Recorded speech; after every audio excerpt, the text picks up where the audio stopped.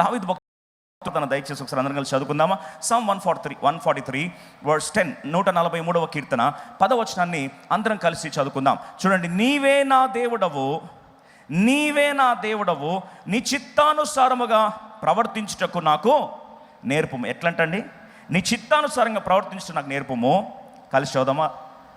దయగల నీ ఆత్మ సమభూమి గల ప్రదేశమందు నన్ను నడిపించును గాక. దయచేస్తానండి, ప్రభువా నన్ను నడిపిస్తున్నప్పుడు lead me to the right place. సరైన ప్రాంతానికి నువ్వు దయచేసి నన్ను నడిపించయ్యా. నువ్వు సరైన ప్రాంతాన్ని తీసుకెళ్ళయ్యా.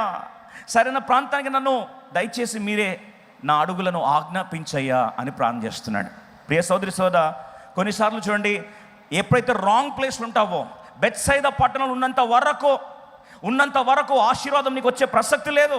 ఎందుకంటే అద్భుతాన్ని చిదిమేసే వాతావరణం అది, ఆశ్చర్యకార్యాలని మంటగలిపేసే వాతావరణం అది. దేవుని వాక్యం పని చేయకుండా నీరుగార్చి చల్లారపజేసే వాతావరణం ఉన్నంత వరకు దేవుని కార్యము జరిగించాడు. అక్కడి నుంచి వాళ్ళు బయలుదేరి ఎక్కడికి వచ్చారండి?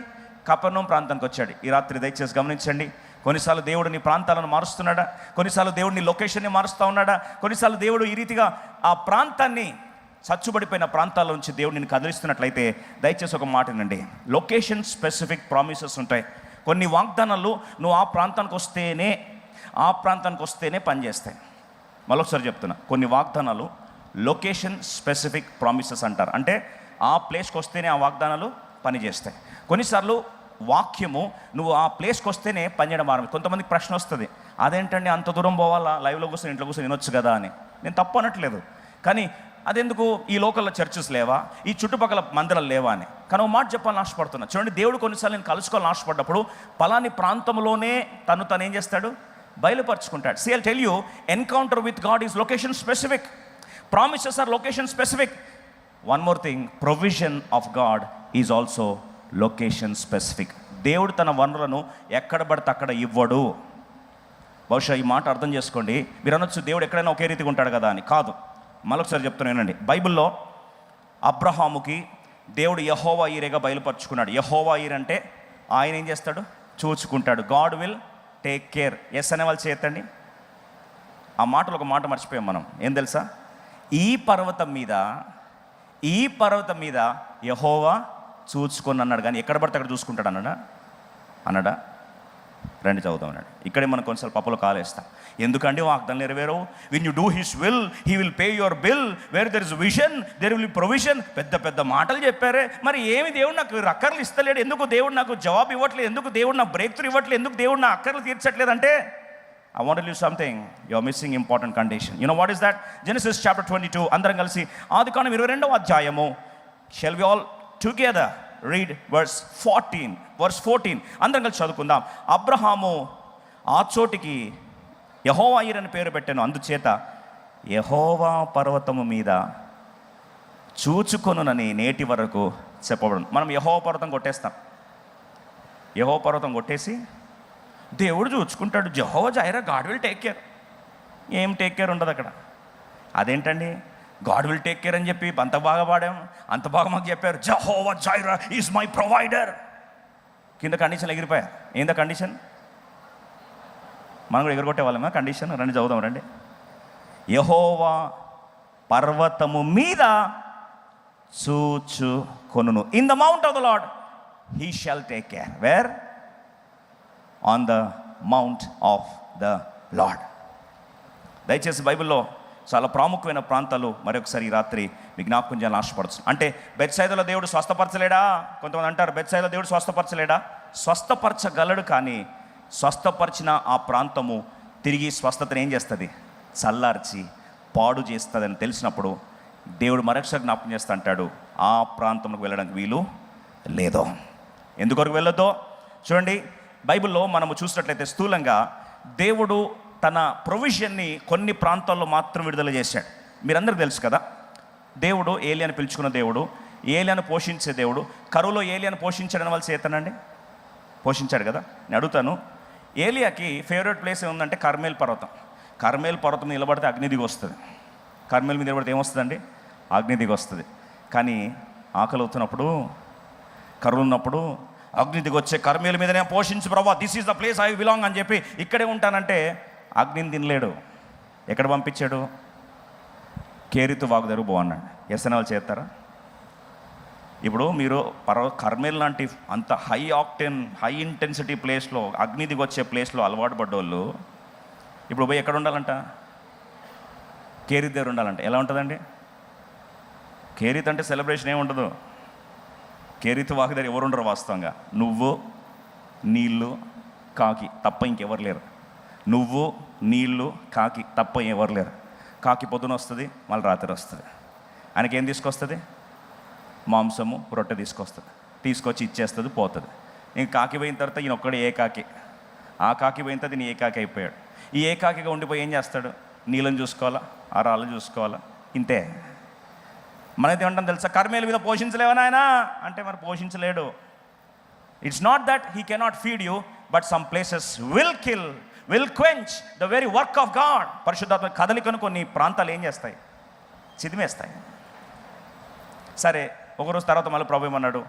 కర్మేలుకి అలవాటపడిన ఏలియాని దేవుడు అన్నాడు, సారేపతు విధురాలు దగ్గర పోవాలి. ఎక్కడ పోవాలండి? త్వరగా చెప్పాలి. సారేపతు విధురాలు. నీకు మాంసం కావాలంటే ఎక్కడ? కేరితు. రొట్టె కావాలంటే ఎక్కడ? సారేపతు.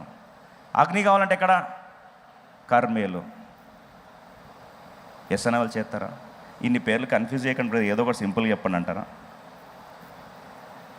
యాకోబు ఉన్నాడు కదండి. యాకోబు తెలిసిన వాళ్ళు చేస్తాడు. యాకోబు తన జీవితంలో పెనియేల్ అనే ప్రాంతంలో ఏమయ్యాడు? రూపాంతరం చెందాడు. యాకోబు ఎలా మార్చబడ్డాడు? ఇశ్రాయేల్గా మార్చబడ్డాడు. ఫ్రాక్చర్ ఎక్కడైంది? అసలు ఫ్రాక్చర్ అయిందని కొత్తగా చూడకండి అండి. అట్లా తొడగూటి నరము వసిలేను ఎక్కడా? అమ్మో, ఇట్లా చూస్తున్నారు సైలెంట్. పెనియల్ ఏమైందంటే దేవునితో ఏం చేశాడు? పెనుగులాడాడు. తొడగూటి నరం ఏమైంది? వసిలిపోయింది, ఫ్రాక్చర్ అయింది. ఆ రోజు నుంచి కొంటుకుంటూ వెళ్తున్నాడు. సరే, నేను అడుగుతాను, దేవుడు దర్శనము, దేవుని మందిర అనుభవము, ఇది పరలోకపు గవిని అని ఏ ప్లేస్ గురించి అన్నాడు? పెనియల్ గురించి అన్నాడా? పెనియల్లో నేను ముఖాముఖం చూసినా అయినా బతికినా అని చెప్పి పెనియల్ అని పేరు పెట్టాడు. కానీ బేతెల్ దగ్గరికి వస్తే ఏమన్నా తెలుసా? ఇది పరలోకపు గవిని. This is the entrance of heaven. ఇది పరలోకపు గవిని అని చెప్పి సాక్ష్యం ఇచ్చాడు. ఇప్పుడు అడుగుతున్నాను, బేతేలు పెనియల్ రెండు సేమ్ అంటారా? Both are not same. రెండు ఒకటి కాదు, కానేరదు.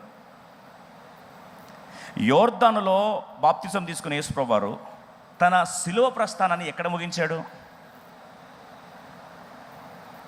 అయ్యో, ఉన్నారండి?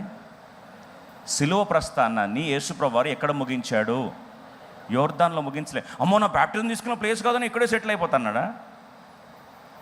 బాప్తిజం తీసుకుంది యోర్దాన్లో, శిలువకు తను తాను అప్పగించుకుంది యెరూషలేము గొల్గోతా పర్వతం మీద. ఎస్ఎన్ఎల్ చేతండి. Both are not same.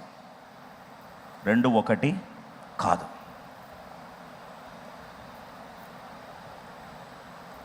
కొన్ని ప్రాంతాలకు వచ్చితేనే ఆ ప్రాంతంలోనే దేవుడు నిన్ను పోషిస్తాడనే సత్యాన్ని మనందరికీ తెలుసు కదా. ఆదికాండం 1వ అధ్యాయం రండి త్వరగా చదువుకుందాం. ఏదైనా తోట ఆదికాండం 1:22 ప్రభు అన్నాడు, అద్భుతమైన వాగ్దానం ఇచ్చాడు. చూడండి, ఆ దినాల్లో ఆదాము అవ్వలు ఇద్దరే ఉన్నారు. ఎక్కడ పడితే అక్కడ తిరగవచ్చు అని వాళ్ళు చేస్తాడు. గేట్లు ఏం లేవండి, నిజంగా గేట్లు లేవు. ఎందుకంటే ఖడ్గం ఉండే. ఆ ఖడ్గం ఎప్పుడు పాపం చేసిన తర్వాత రెస్ట్రిక్షన్స్ వచ్చాయి, కానీ ముందు లేదు. ఇష్టం వచ్చినట్టు తిరగవచ్చు. మొత్తం అంతా ప్రపంచం అంతా వారిదే. రండి కలిసి ఆదికాండం 1:22. దేవుడు మీరు ఫలించి అభివృద్ధి పొంది, ఫలించండి, అభివృద్ధి పొందండి, విస్తరించండి అని చెప్పాడు. ఇప్పుడు ఆదికాండం 2వ అధ్యాయం 15 వచ్చిన రండి. జెనసిస్ 2:15. ఎక్కడ ఫలించాలి, ఎక్కడ విస్తరించాలి? దేవుడు వారికంటే ముందే ప్లేస్ రెడీ చేశాడు. ముందే కెరియర్కి కావాల్సిన ఆ ప్రాంతం అంతా సెట్ చేశాడు. ఈరోజు కెరియర్లో ఎక్కడ తీసుకొచ్చి దేవుడు పెడతాడు? రండి చదువుదాం. ఆదికాండం 2:15. మరియు దేవుడైన యెహోవా నరుని తీసుకొని ఎక్కడ? ఏదైనా తోటను సేద్యపరచుటకును దాని కాచుటకును దానిలో ఉంచాను. ఎక్కడ ఉంచాడు? Before he blessed him, God placed him in Eden. Assignment came and there after fruitfulness came. ఏ ప్రాంతం నియమించాడో ఆ ప్రాంతానికి వస్తేనే దేవుడు దీవిస్తాడు. అందుకొరకే God will not bless you outside the place he assigned for you. నీ కొరకు ఏర్పరిచిన ప్రాంతం కాకుండా బయట నిన్ను దీవించే ప్రసక్తి లేదు. దేవుడు ఎక్కడైనా ఒకటే వాడు కదా అంటే కుదరదు. దేవుని కార్యాలు ఆ ప్రాంతంలో ఆ వాతావరణము దేవుని కార్యాన్ని సుముఖమైన వాతావరణమా లేదా దేవుని కార్యాన్ని చిదిమేసే వాతావరణమా నువ్వు తెలుసుకోకపోతే దేవుని చిత్తానుసారం నడిపించబడ్డానికి వీలు లేదన్న సత్యాన్ని మరొకసారి దేవుని సేవకునిగా జ్ఞాపకం చేస్తున్నాను.